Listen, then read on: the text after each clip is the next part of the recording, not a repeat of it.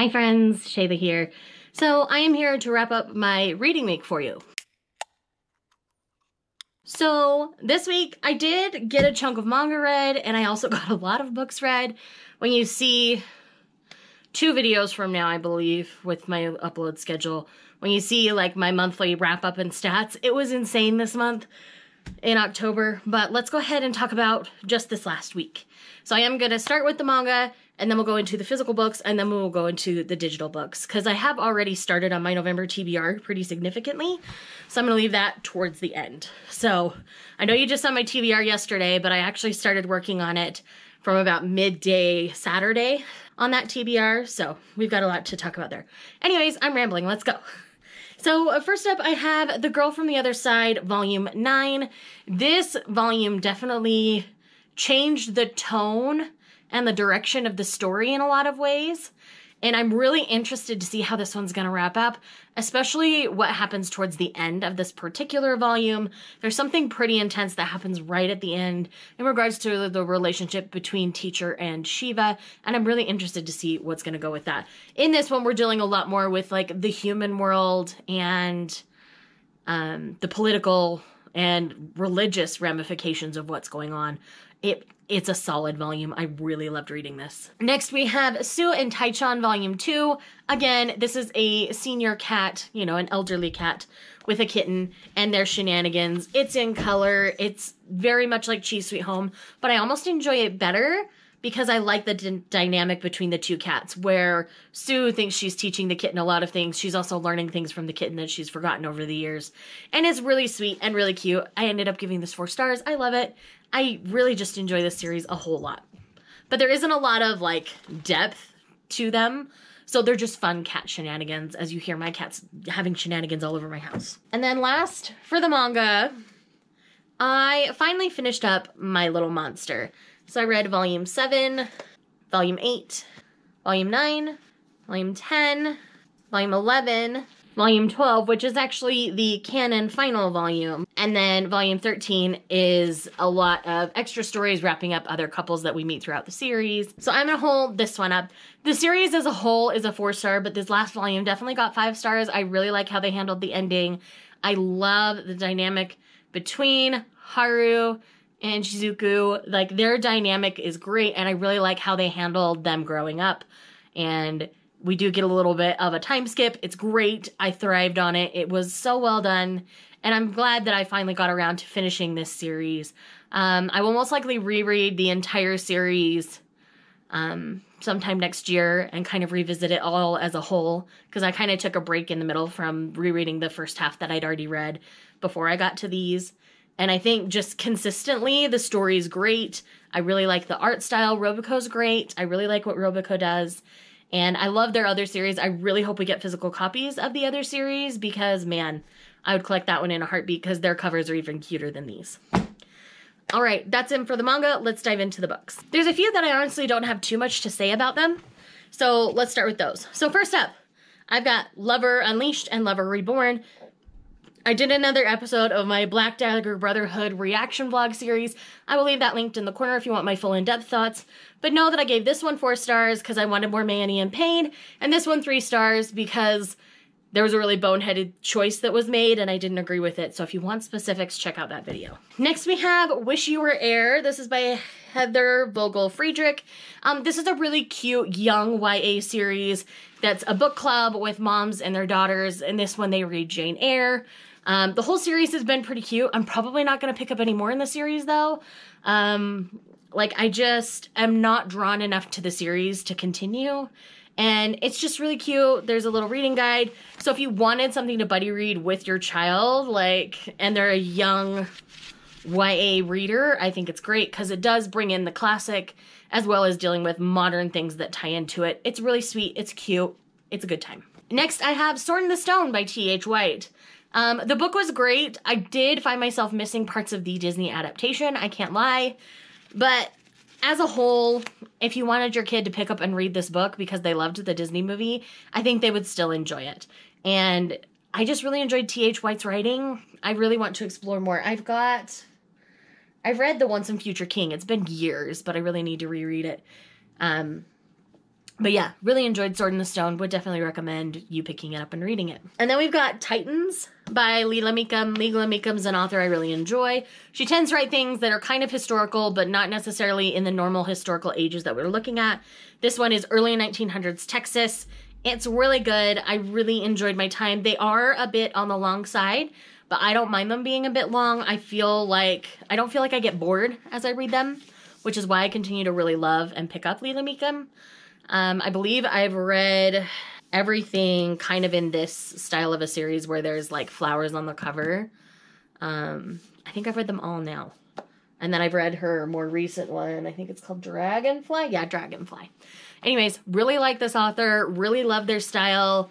And if you're looking for kind of a different period of time historical, Leela Meekum's great. Definitely go check those out. All right, we've got a couple more to talk about. And then we will jump into the digital reads from there. All right, so I finally read my first Johanna Lindsey this week, and honestly, I had a great time. And the one that I read, just because it was the easiest one I could find, I was able to read it through Audible Escape before it went away, and that is Temptations, Darling by Johanna Lindsey. I really liked this one. This one we have Vanessa, or Nessie, as her dad calls her lovingly, and Montgomery Townsend. So Montgomery kind of takes the fall for the Prince Regent's crappy decisions and is looked at to be a rake, even though he's definitely not. And Nessie is not your typical woman. She's finally coming back to London to have a season with her mother. There was a scandal early on with their parents, so her dad was exiled. And yeah, it's really a lot of fun. I had a great time. I really enjoyed the writing. I cannot wait to explore more Johanna Lindsey. But if you have not read this Johanna Lindsey book, I definitely recommend it. The dynamic between Nessie and Monty is fantastic. I love their dynamic. And Nessie's sisters are really great. They were kind of, held away from Nessie because she was forced into exile with her father because she didn't like what was happening, so she went with dad, not with mom, kind of a situation. And I really genuinely enjoyed this so much. Highly recommend checking out this, and I will definitely be exploring more Johanna Lindsey with time. And then I read the first 2 books in the Season of the Wolf series. I buddy read these with Lindsay over at Lindsay Tut. We finished this one like the day after my last wrap up, and then we spent the week reading this one. I really enjoy this series. It's very unique because they have like werewolves where they're mostly human and only are wolf at the full moon. And then they have wolf shifters where they're mostly wolf but can take human form in this series. So in this one, we're dealing with a werewolf, a man who's mostly human, coming into the pack of wolf shifters and the dynamic there and the ramifications of that. And then in this one, we're dealing with a wolf coming out into the human world and spending more time with someone who is mostly human. And so they're very like different approaches to the world. And I loved that they did both kind of right off the bat. I'm looking forward to continuing this series with Lindsay. And thank you to my friends at Sourcebook for sending me the series. And then Lindsay actually ended up winning the giveaway that I did for this. And so we're buddy reading it together. It's been the best time. We're definitely looking forward to continuing. But these are very unique shifter novels. So I would recommend checking them out if you haven't. Because I really find that finding a unique shifter romance is hard. A lot of them feel very formulaic and very the same, but this series definitely stands out, so I do recommend checking out the series. Let's talk about the digital reads. I've got a lot of them, and I've got a lot to say about them because I loved a bunch of them. So first up, let's talk about Blacklisted by Jay Crownover. This is, I believe, the final book in the Loveless Texas series. I would love for Jay Crownover to do a spin-off series who's focusing on the motorcycle club that's brought into this book. I would love to see that because I'm really digging MC romances lately. But in this one, we're following Shot, who is the leader of the Sons of Sorrow of that area, and Presley, who is kind of the long-lost half-sister of the previous characters. We find out about her in the previous book called, where to go? Unforgiven. And in this one, we're finally getting her romance. It's fantastic. I really liked the dynamic between Schott and Presley. Presley continues to surprise Schott. Schott brings the best out of Presley. And it's a really good give and take for the two of them. I really honestly loved this. I love this series. Jay Crownover does smut just in the best way. I really genuinely and truly love it. And I can't say enough about this book. Like, it's amazing. It feels very high stakes throughout, which is great. Most of the Loveless Texas series does. And I just really want you guys to read the Loveless Texas series. I love it. There's a novella that's a 0.5, and then this is book 3. So I highly recommend checking out the series. It's so good. So, so good. I love it. They are high on the dramatics and high on the, they're very high stakes. But it's very good. I really love them so very much. Please read this series. Please, please, please. All right, next up is a Harlequin historical, and that is Tempted by Her Viking Enemy. In this one, we're following Katla and Brant. So Katla was previously married. Her husband was a douche canoe, and her dad had him murdered, essentially. So she's back at home, but he is forced to be mean to her because of his now wife. And it's that whole dynamic. Her family dynamic is really interesting, but I am going to put a trigger warning out there for domestic abuse with that because he is not a kind man. And then we've got Brant, who Katla's father had, like, murdered his whole village and his wife and unborn child. And so they've both lost their spouses, so they're both widow and widower. And he's come back to take his revenge on Katla's father. But he ends up injured in the process. The father wants to have him prosecuted. And so Katla's job is to keep Brant alive. So we've got this, you know, enemies to lovers, Romeo and Juliet almost kind of feel to them. And we also have her kind of like nursing him back to health, which is another trope I like. And there is a surprise baby towards the end. I'm going to put that out there because not everybody likes that. But honestly, the way it's done, I was totally okay with it. And I really enjoyed the way this all went down. I ended up giving this 4 stars. I think it's worth it. I'm definitely going to try more historicals in the Harlequin line. I have not done like any of their historicals. This was my first one. So I'm really interested to explore more of the catalog. And this series in particular, it's the Sigurd Brothers series, I want to say. Yeah, I'm definitely looking forward to the Sigurd Brothers. Next up, we have Unbreak My Heart, which is my first Harlequin Dare novel. And this is following a man named Barrett. Barrett has been hired by his family of rich friends to find their half-sister, but he's very attracted to her. He's supposed to just go investigate her, see if she would even be open to meeting this side of the family, because she has no idea that they're related. So she gets that dropped on her. Plus, she likes to have control in her life, and she tends to use sex to do it. So their relationship is very hot and cold. Like, she is only really nice to him when she wants sex. So I didn't really love this one a whole lot. There were some interesting discussions, so I ended up giving this 3 stars. It's fine. If this is how all of the Dare novels are, I'm not sure I'm going to explore too much more of the catalog. I'm going to try another author in the catalog and see if it was just this author that I didn't get along with or the format for the Dare novels. These are only available digitally, but yeah, that's kind of where I'm at with that. So I ended up giving this one 3 stars.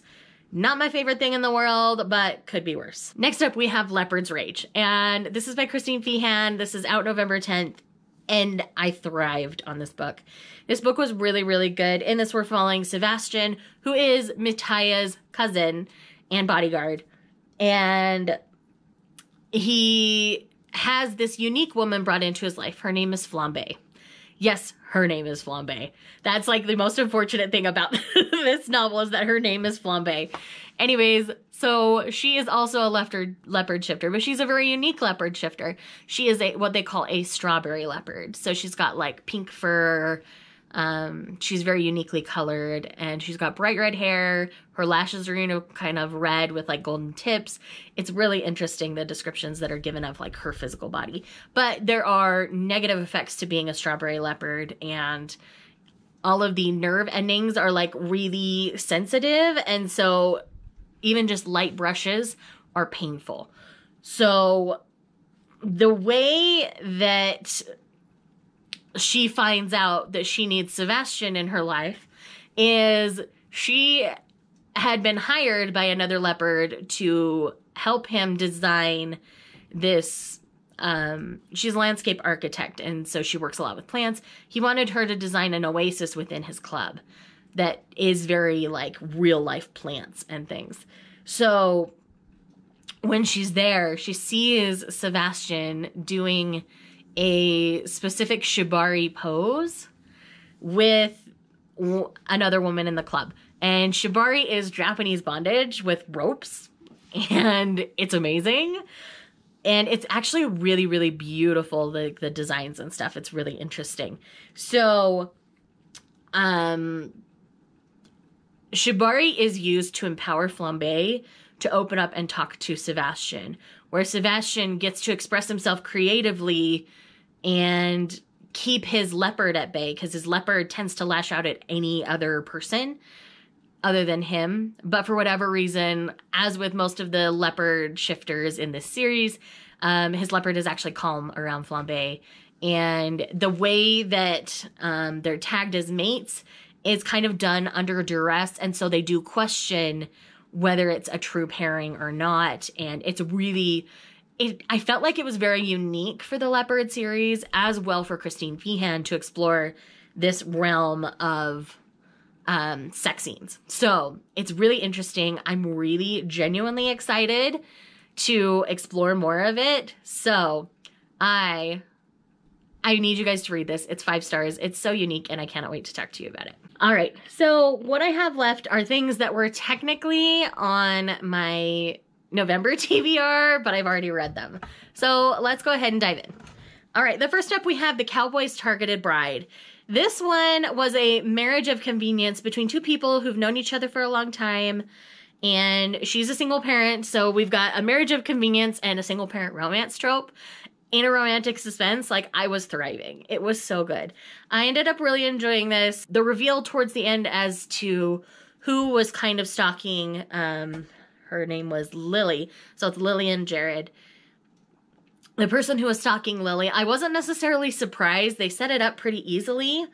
I caught it pretty early on in the book, but I also read a lot of romantic suspense, so maybe that was a little easier for me to kind of, like, figure out. I'm not 100% sure, but I ended up giving this one 4 stars. It was a solid, good time.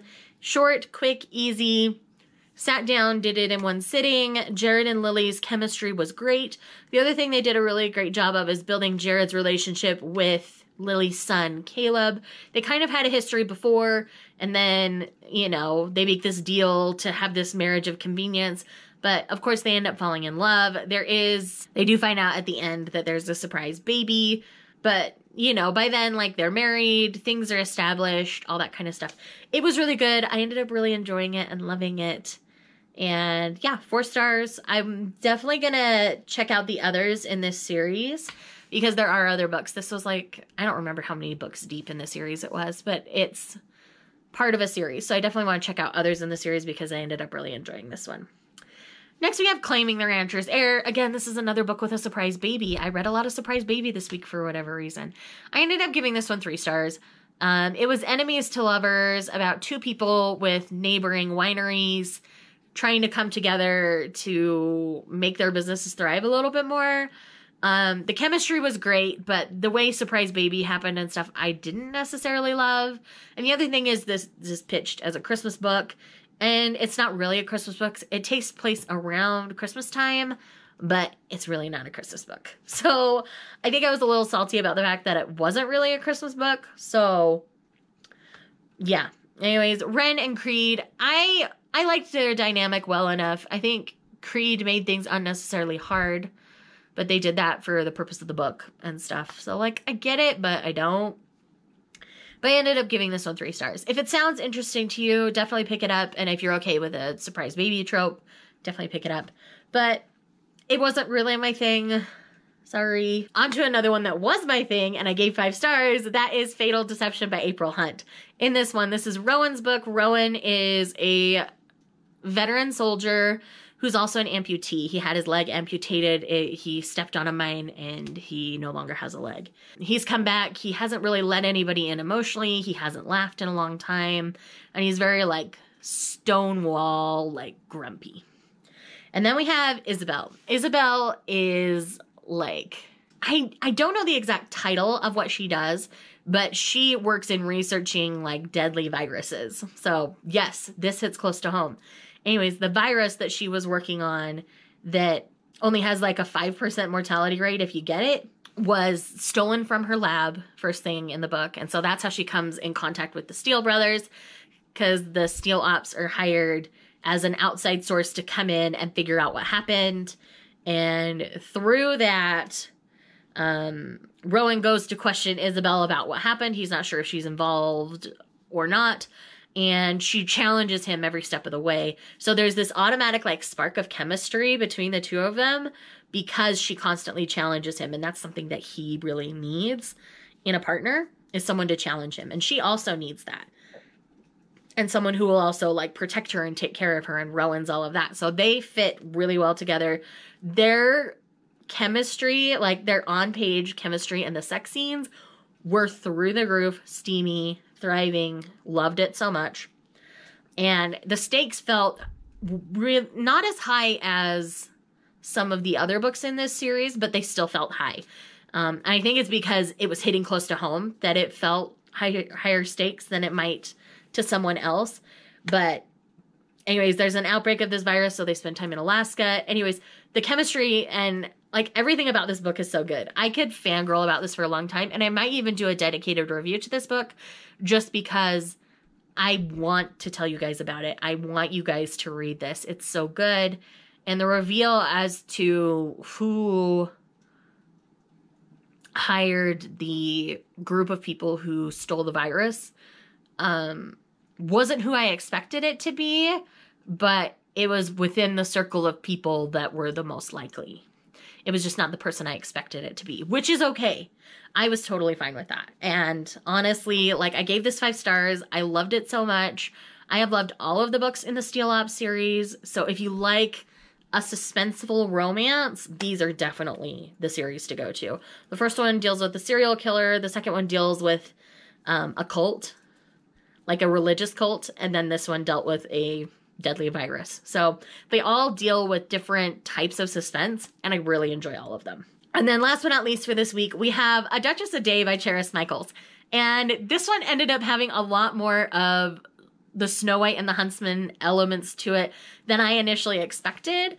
Like, he's called the Huntsman because he's been in prison and he's always been sent to find people or to ferry them off to places, but he was wrongfully accused of murder and kidnapping and all these things. And it's really interesting. Like, his whole background and story is fantastic. I really love what Cheris Michaels did with his character. And then we've got Helena. Helena has been engaged to this duke who's nothing but drunk all the time for a very long time, like 5 years or something that they've been betrothed. But what she's trying to do is to protect her forest and her apple grove, where she grows hybrid, like really unique apples that are really bright red, really beautiful. The seeds can be deadly, kind of a situation. She finally has to go and marry this duke, but she doesn't want to. So her goal is to find another duchess, a different duchess, like someone who would take on all of his problems and marry him to get out of this, so that she could still keep everything that she wants and has, like her grove and her home in the woods, without it being disturbed by what this marriage would mean for the families involved. They would basically cut down her entire forest to make way for mining routes, essentially. And so she obviously doesn't want that. Declan is immediately drawn to this feisty woman who he can tell is fighting against the man. And it's so good. I really loved their dynamic. And so she finds 7 duchesses. Like, she gets the name of 7 duchesses to see if they would be a good fit for this duke. And each one is named for, like, one of the 7 dwarves. So we've got, like, Happy, Dopey, Sleepy, Doc, Gropey, like, all of them. And it was so funny the way that all like worked out and how those women fit in those roles. And honestly, I do think with this series, she could explore all 7 of those other women. I don't know how long she's going to write in this series, but the elements of Snow White and the Huntsman were fantastic. I was thriving on the entire story. It was so fun. It's pretty steamy. I did not expect it to be... I mean, there's no, like, sex until the end, but there's a lot of, like, steamy makeouts, like, hiding here and there, stealing kisses and stuff. So it's really fun. I really enjoyed this. I'm definitely going to try out more Cheris Michaels because of this. And yes, I'm very, very excited. So those are the things I got read this week. I hope you enjoyed this video. And I cannot wait to tell you guys more about what I'm reading this upcoming week. I'm really excited. I've got lots of arcs. And I've got other things that I want to get to this week as well. I will be wrapping up the week on Saturday, though, because the Love in the Night readathon starts on Sunday. So I'm going to be vlogging that week. So I want to wrap up the weekly reading. So you'll only have, what, 6 days worth of reading in the next one? And then, yeah, from there, that's what we would do. So I hope you guys enjoyed this video. I hope that you pick up one of these books because, man, I really had a great time with all of them. And I will see you guys in the next video.